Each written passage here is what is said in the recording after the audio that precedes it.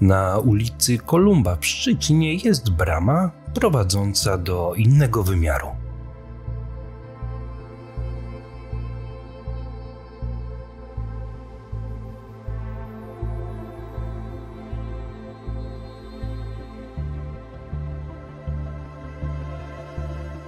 Ta szczelina schowana przed oczami zbyt ciekawskich to mostek przerzucony na malutką wyspę jaskółczą na Odrze.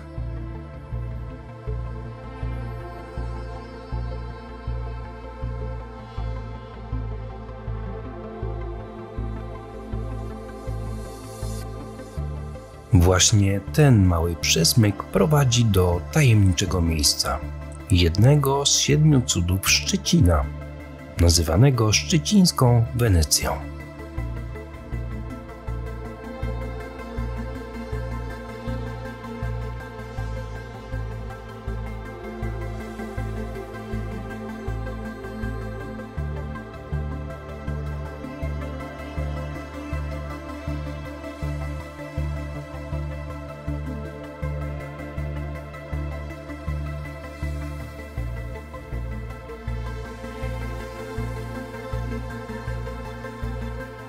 Duże, czerwono-ceglaste kamienice i budynki fabryczne z przełomu XIX i XX wieku ciągną się wzdłuż Odry.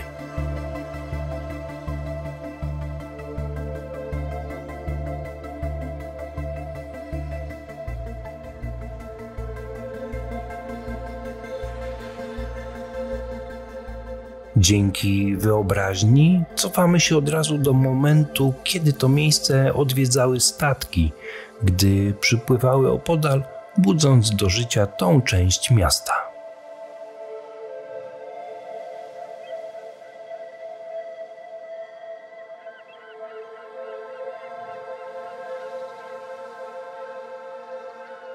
Zabytkowe budynki wytwórni alkoholu i drożdży były niegdyś ozdobą całego nadodrzańskiego pasa przemysłowej zabudowy sięgającej w kierunku Tamy Pomorzańskiej. Niesamowite budynki z czerwonej cegły przypominają, że ten rejon miasta był związany przede wszystkim z przemysłem browarniczym i spirytusowym.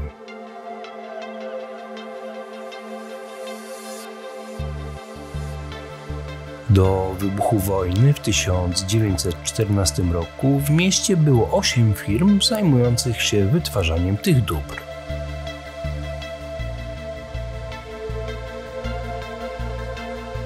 Jedną z największych i najstarszych była firma Ferdynand Ruckford Nachtfolger, założona jeszcze w 1742 roku.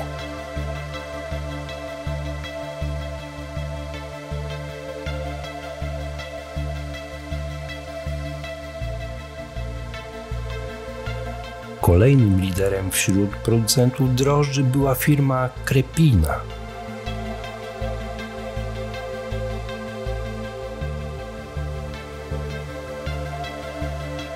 Trzeci z najbardziej znanych zakładów w branży należał do Lefevera.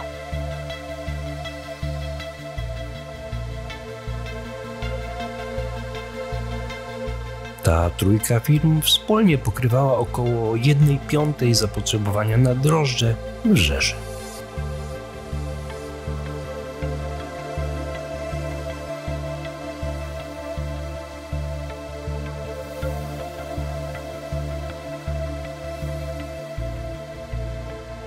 Wytwórnia alkoholi i drożdży Lefevera była znana w całych Niemczech.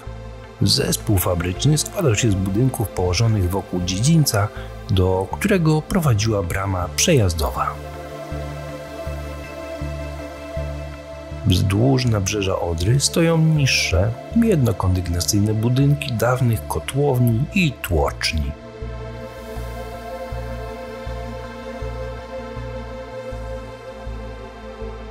Od strony Odry tworzą malowniczy obraz szczecińskiej Wenecji.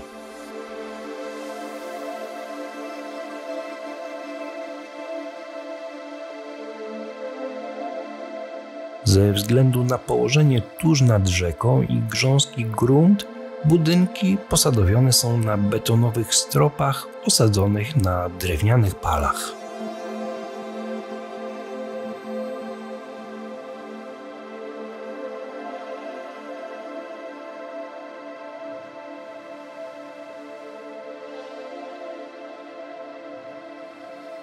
Po wojnie znajdowała się tu centrala ogrodnicza.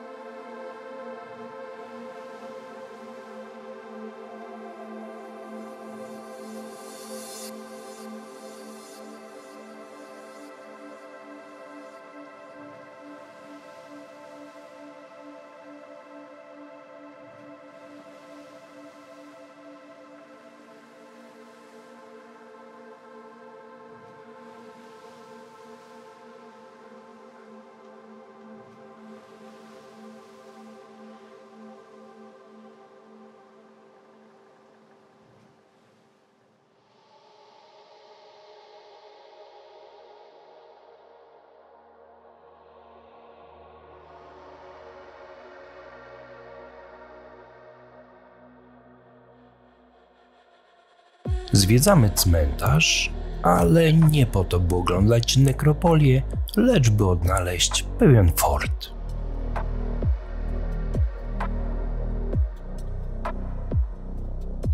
Znaleźliśmy go w sercu trzeciego pod względem wielkości cmentarza w Europie.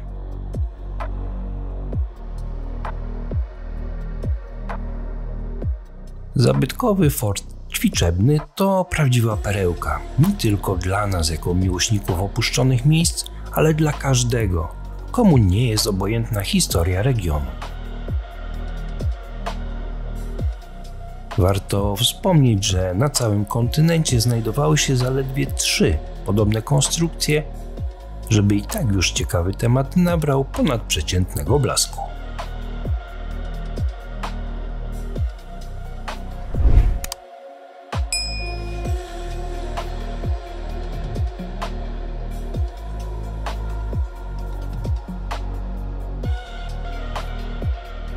Z różnych źródeł można dowiedzieć się, że fort powstał w XIX wieku lub na początku XX.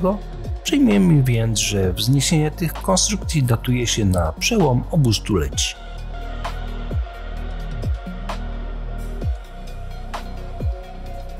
Miały one wówczas służyć do ćwiczeń w zdobywaniu podobnych fortyfikacji, dlatego ich architektura naśladuje systemy umocnień, jakie istniały w Europie mniej więcej od epoki napoleońskiej aż do I wojny światowej. Na szkoleniowy charakter konstrukcji wskazuje wiele elementów XIX-wiecznego budownictwa, które zostały ulokowane na dość niewielkim obszarze.